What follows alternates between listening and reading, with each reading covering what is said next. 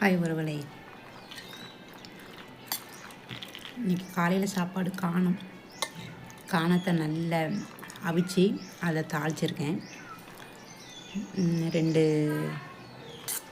மிளகாத்தை, கருவேப்பிலை, கடுகு, உளுந்தம் பருப்பு போட்டு நல்லா தாளித்து அதை நம்ம காலையில் சாப்பாடை சாப்பிடலாம். நம்ம உடம்புல இருக்க கொழுப்பை குறைக்கும். உடம்பு குறையிறதுக்கு எதுவும் ஒன்று இந்த காணம் நம்மளுடைய கொழுப்பை குறைக்கும். நான் டெய்லி இதை காலையில் காணத்தை எடுத்து சாப்பாடாக சாப்பிட்ருவேன். இது நம்ம உடம்பு குறைக்கணும் அப்படின்னு நினைக்கிறவங்களுக்கு இது காலையில் உணவாக எடுத்துக்கிட்டிங்கன்னா சீக்கிரம் உடம்பு குறையும். நண்பர்களே, எனக்கு தெரிஞ்சதை நான் சொல்கிறேன். எனக்கும் இடம் நல்லா குறைஞ்சிருக்கு.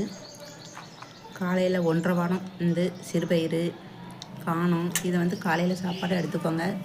இட்லி, தோசையெல்லாம் சாப்பிடாம இந்த பயிர் வகையில் நீங்கள் சாப்பிடுங்க. காலை உணவாக மத்தியானம் ஒரு நேரம் சாப்பாடு சாப்பிடுங்க.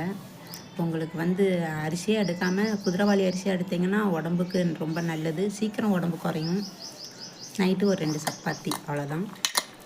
இப்படியே நான் சாப்பிட்டுட்டு வரேன்.